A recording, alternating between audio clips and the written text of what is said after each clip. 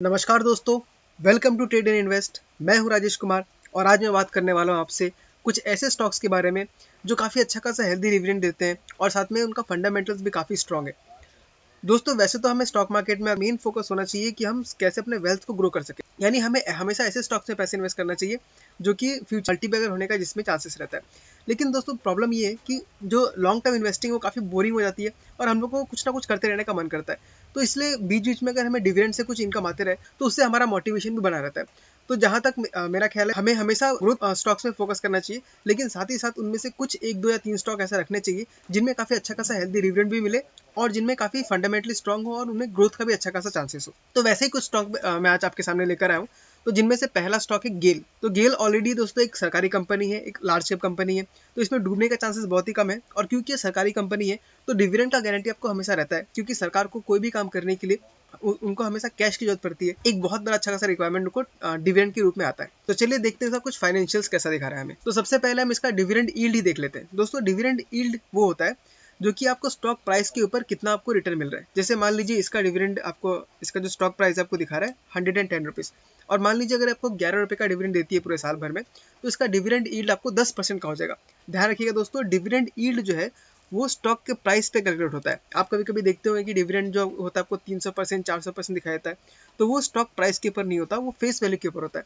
तो वो हमारे लिए उतना मैटर नहीं करता। हमें हमेशा ध्यान देना चाहिए डिविडेंड यील्ड के ऊपर। देख लेते हैं कि डिविडेंड कितना देती है। तो यहाँ पर आप देख सकते हैं कि इसका जो डिविडेंड यील्ड है वो 6.16% है। काफी अच्छा खासा आपको, लगभग आपको एफडी के बराबर का रिटर्न आपको मिल गया, जो कि 7% होता है। आपको उतना ही डिविडेंड भी मिल जा रहा है। साल में आपको 6%, मान लीजिए अगर आप 1 लाख रुपए जमा करते हैं या 1 लाख रुपए का स्टॉक्स खरीदते हैं, तो आपको 6,000 रुपीज साल में आराम से डिविडेंड के रूप में मिल जाएगा। वहीं पर अगर इसका प्राइस टू अर्निंग देखें तो सिर्फ 5.88 है, यानी काफी हमको सस्ते वैल्यूएशन पे मिल रहा है ये वाला। अब एक बार हम होल्डिंग पैटर्न देख लेते हैं इसका कैसे। प्रमोटर का अगर देखें तो 51% है, ठीक ठाक है। म्यूचुअल फंड का देखें तो उनका 7% है, काफी एवरेज है। अगर डीआईएस का देखें तो वो भी 8% है, उन्होंने हल्का सा इंक्रीज किया है। एफआईएस देखें तो एफआईएस भी अच्छा खासा अपना होल्ड रखते हैं, स्टेक होल्ड करते हैं, जो कि 17% के आसपास है। और वहीं पे रिटेलर्स का 14% है। यानी देखा जाए तो इसका जो शेयर होल्डिंग पैटर्न है काफी ज्यादा स्टेबल है और काफी ज्यादा ओके। दोस्तों साथ ही साथ हम इसका टेक्निकल चार्ट भी एक बार देख लेते हैं कि टेक्निकल में क्या दिखा रहा है। तो टेक्निकल चार्ट में अगर हम देखने का ट्राई करें तो ये 114 रुपीज का जो प्राइस है वो इसका एक स्ट्रॉन्ग रेजिस्टेंस की तरह काम कर रहा है, जहाँ पे उसने 3 बार रेजिस्टेंस की तरह काम करके दिखाया है। आप देख सकते हैं यहाँ पे एक बार आके स्टॉक रिटर्न मारा, फिर यहाँ से एक बार एक रेजिस्टेंस फेस किया, यहाँ पर आने के बाद भी रेजिस्टेंस फेस किया, और अगेन स्टॉक अभी वहीं पे आसपास घूम रहा है। लेकिन अगर दोस्तों हम इसको देखने का ट्राई करें तो ये 110 के आसपास अभी कंसोलिडेट कर रहा है। तो बहुत ज़्यादा चांसेस है कि यहाँ से इसका ब्रेकआउट दे दे। आरएसआई को देखें तो अभी हम लोग का लगभग 67 के पास चल रहा है, मोमेंटम में काफी स्ट्रॉन्ग है। अब अगर देखें तो ये स्टॉक जो है अभी डिविडेंड आपको देने वाली है। इसका जो लास्ट डेट है, आपको ये स्टॉक 4 रुपए का डिविडेंड दे रही है। 21 मार्च 21 को इसका मतलब एक्स डिविडेंड डेट है, यानी कि मंडे को आप खरीद अगर लेते हैं इसको तो आपको डिविडेंड के लिए आप एलिजिबल हो जाएंगे। दोस्तों 4 रुपीज़ का डिविडेंड मिल रहा है। अगर हम यील्ड निकालने का ट्राई करें तो लगभग आपको 3.6-3.7% का डिविडेंड मिल रहा है, जो कि काफी अच्छा खासा स्ट्रॉन्ग डिविडेंड हमको मिल सकता है गेल में। देख लेते हैं अगला स्टॉक कौन सा है। ओके दोस्तों, जो दूसरा स्टॉक है वो है कोल इंडिया। ये भी एक सरकारी कंपनी है और इसका जो डिविडेंड यील्ड है वो 7.7% का है। प्राइस टू अर्निंग अगर देखें तो ओनली 7 मिल रहा है, 7 के प्राइस टू अर्निंग पे हमें मिल रहा है। और वहीं पे सेक्टर का देखें तो 12.87 है, यानी अगेन हमको ये सरकारी कंपनी है और काफी सस्ते वैल्यूएशन से मिल रही है। चलिए अब एक नजर डाल लेते हैं इसके होल्डिंग पैटर्न के ऊपर कि हमें क्या। तो अगर प्रमोटर का होल्डिंग देखूं तो लगभग 66% है, काफी स्ट्रॉन्ग है। म्यूचुअल फंड्स का देखिए तो उनका भी काफी अच्छा खासा वो शेयर होल्डिंग करते हैं 8% का। अदर डीआईएस का देखिए तो उनका भी 12% है, काफी स्ट्रॉन्ग है। एफआईएस का भी अगर देखिए तो एफआईएस भी आपका 6% से 7%, उन्होंने भी काफी अच्छा खासा इंक्रीज कर रहे हैं। वहीं पे अगर रिटेल का देखें तो रिटेल ओनली 4.83% होल्ड करती है। तो दोस्तों ऐसे स्ट्रॉन्ग शेयर में जहाँ पे रिटेल होल्डिंग बहुत ही कम होता है, तो अगर हम देखें तो देखिए ज़्यादातर लोग ट्रेड कौन करता है, रिटेल जो ट्रेडर है वो लोग ही इसको ज़्यादातर ट्रेड करते हैं। बाकी लोग जो है वो लॉन्ग टर्म के लिए होल्ड करके रखते हैं।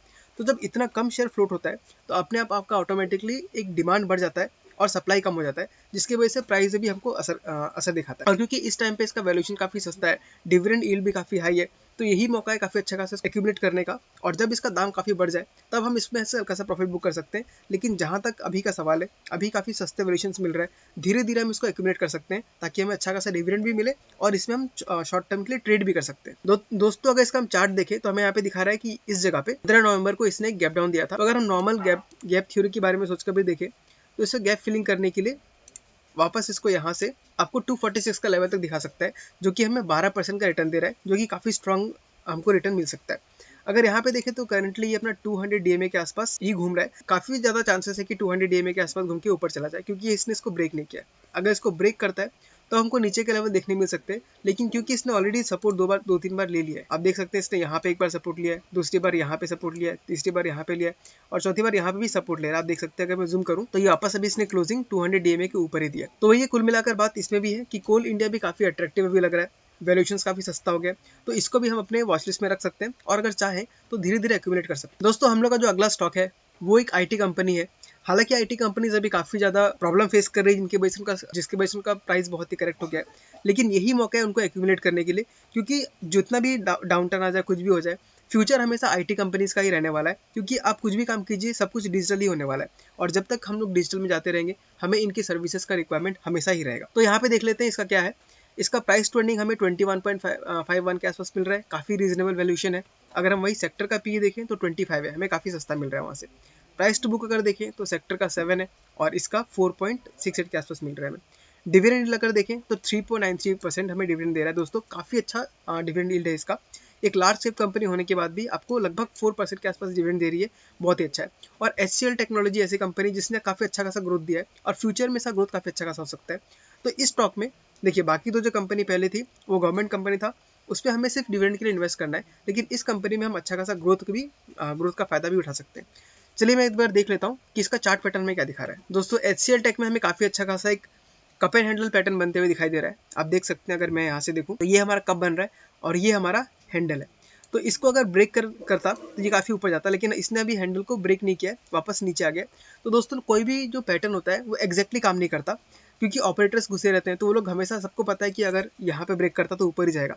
तो कई सारे रिटेलर जो होते हैं यहाँ पे आके एंट्री लिए होंगे और उसी लिए वो लोग जानबूझकर उसको नीचे लाते हैं, लेकिन हमें बस वेट एंड वॉच करना है। और अगर ये आपका 1140 के ऊपर ब्रेकआउट देता है तब हम इसमें आराम से नया बाइंग कर सकते हैं और साथ ही साथ हम ग्रोथ के साथ डिविडेंड का फायदा भी उठा सकते हैं। चलो दोस्तों देखते हैं हम अब अगले स्टॉक। तो जो हम लोग का लास्ट स्टॉक है वो है इन्फोसिस। अगेन ये भी हम लोग का आईटी कंपनीज की तरफ से ही है। अगेन ये भी एक आईटी सेक्टर की बहुत दिग्गज कंपनी है। इसका मार्केट कैप अगर देखें तो लगभग 6 लाख करोड़ के आसपास का है। डिविडेंड यील्ड इसका भी 2% है, काफी कम है बाकी सबसे, लेकिन इतना भी काफी अच्छा लगता है क्योंकि इन्फोसिस में हमें स्टॉक में ग्रोथ भी मिल जाएगा। प्राइस टू अर्निंग अगर देखें तो 26 पे मिल रहा है, आपको थोड़ा हाई लग सकता है, लेकिन 26 जो है इसका मीडियन पी के आसपास से हमें मिल रहा है। चलिए भाई देख लेते हैं कि इसका चार्ट पैटर्न हमें क्या दिखाता है। दोस्तों इन्फोसिस में भी हमें HCL टेक की तरह ही बहुत शानदार पैटर्न नजर आ रहा है। यहाँ पे अगर देखेंगे तो इस जगह पे गैप छूट गया था और गैप फिलिंग थ्योरी के अकॉर्डिंग कोई भी गैप अगर छूट जाता है तो उसको फिलअप करने के लिए आता ही है।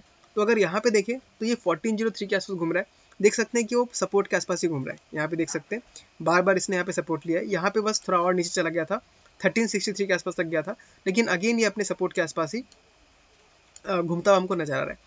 तो यहाँ से अगर आपस अप मूव करता है तो ये अपने गैप को फिल करने के लिए आ सकता है। तो मान लीजिए अगर अपने गैप को फिल करता है तो हमें लगभग कितने का परसेंट मिल सकता है, 24% का रिटर्न हमें काफी अच्छा खासा मिल सकता है। और जल्द ही इनका क्वार्टर 4 का रिजल्ट भी आने वाला है। क्वार्टर 4 का रिजल्ट अगर हमें पॉजिटिव मिलता है या कमेंट्री पॉजिटिव होती है तो डेफिनेटली अपने इस टारगेट को हिट करेगा, जो कि हमारा निकल के आता है 1748 का। दोस्तों आपको मैं बता देना चाहता हूँ कि इन्फोसिस में ऑलरेडी होल्ड कर रहा हूँ और मेरा टारगेट 1700 के आसपास ही है। वहाँ पे जाएगा तो मैं थोड़ा सा प्रॉफिट बुक कर सकता हूँ, तब तक के लिए मैं इसको होल्ड करके रख रहा हूँ। मैंने लास्ट टाइम जब ये 1376 के आसपास आया था तब से बाय करके रखा हुआ है। 1651 पे मैंने प्रॉफिट बुक नहीं किया, मैं इसको प्रॉफिट बुक करूंगा 1700 के आसपास। तो दोस्तों कुल मिला के ये 4 स्टॉक थे जिनके बारे में मुझे डिस्कशन करना था। आप मुझे ये बताइए कि आप डिविडेंड के लिए इन्वेस्ट करते हैं या नहीं, या आपका पोर्टफोलियो सिर्फ मल्टीबैगर रिटर्न्स के लिए आपने बना के रखा हुआ है। ठीक है दोस्तों, आज के लिए बस इतना ही। मिलते हैं अगले वीडियो में किसी अगले स्टॉक के साथ, तब तक के लिए tata bye bye, take care.